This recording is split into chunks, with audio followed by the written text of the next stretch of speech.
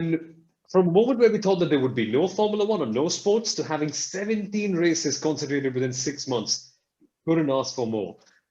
Apart from a more competitive season, that is. But that aside, it was it was good to see a few star performers. Hamilton was by far and away the dominant force. But was he your best driver of the year, Sundaram? Because that's the next category we're coming towards. Many different drivers were shown in different cars, but was it Lewis for you, the one who takes this award?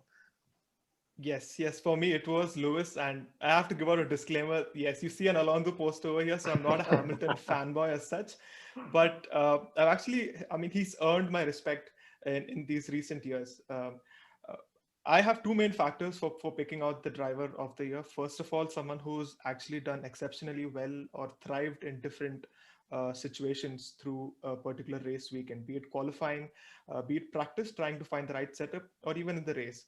Uh, Hamilton, whenever he gets a very good start to the race, he doesn't make any sort of silly mistakes, and he's done pretty well in the mid and also towards the back of the grid, especially like at the Italian Grand Prix.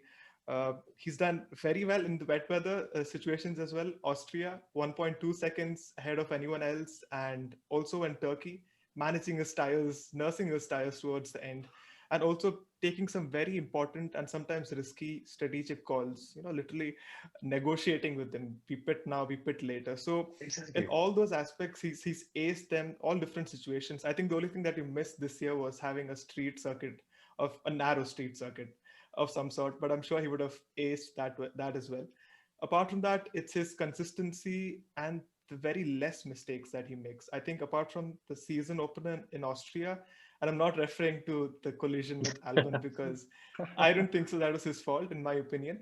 But him ignoring yellow flags and not slowing down, that was the only blip in his otherwise spotless year. And it just shows that how dominant he's been. So near perfect season for him, and he's my driver of the season.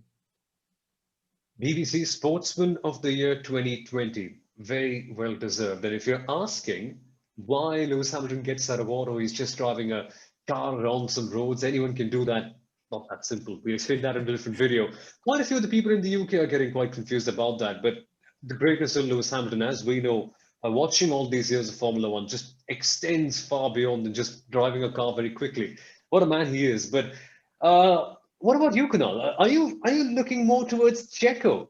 More personal alignments coming from the old Force India days? He eventually got his first win, and from a midfield team straight away up to Red Bull. Who knows? Next year could be challenging for the title if Honda and Red Bull deliver.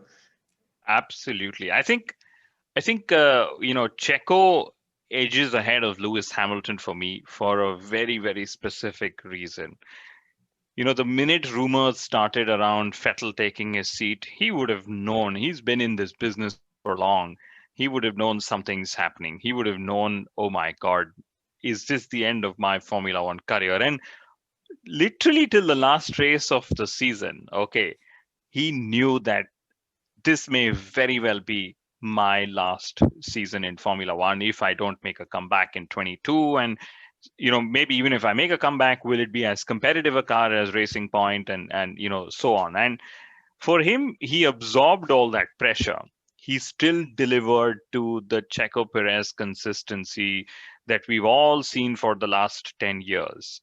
He used all those, balance races that he had as Racing Point to advertise his talent. Not that we needed a reminder, but he still stepped forward and he's like, guys, this is what you guys are going to miss if y'all don't have me on the grid in 2021. And he's literally forced himself to be considered by Red Bull Racing. So there, very rarely have we seen a driver actually be rewarded by a top team for his drive in a midfield team. Now, the last time this happened was Valtteri Bottas, but it was not a factor of Bottas doing well. It was a factor of Rosberg retiring. Okay. We, of course, saw, Charles Leclerc go up the ranks at Ferrari, again, another top team, promotion that we've seen. But that was virtue of the fact that Kimi Raikkonen had, crossed his best by date. But for Checo Perez to be considered, I think it was fantastic. And, we will remember 2020 more for Checo Perez and what he was able to do in that midfield pink colored racing car than for all the records that Lewis and Mercedes would have anyway made, irrespective. Like those records were going to be made irrespective, but nobody would have seen a Checo Perez special coming in 2020.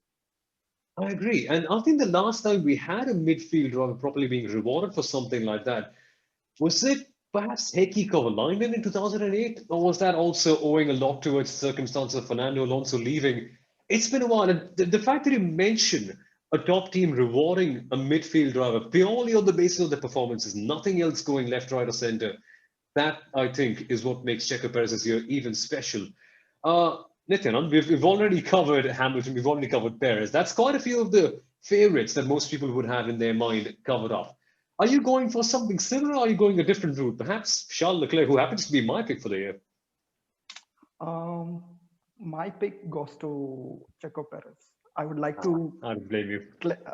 I would like to. I would like to raise a disclaimer to Hamilton and Verstappen fans. It didn't mean they are bad.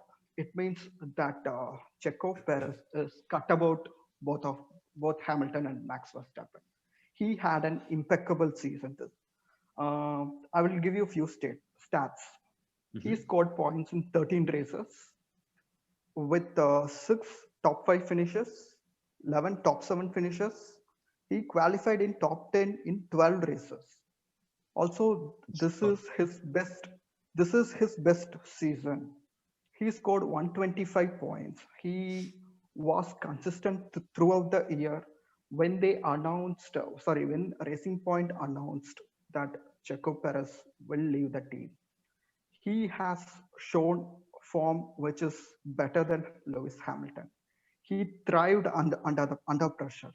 He made sure, hey guys, I might be 30 years old, but I'm the next big thing in Formula One. I think Max Verstappen has to watch his back next season.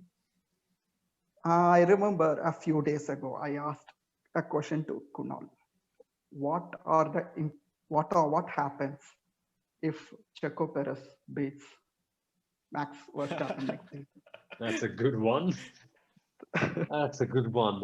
Oh. Something that I didn't think of before he asked this question. So now I'm thinking.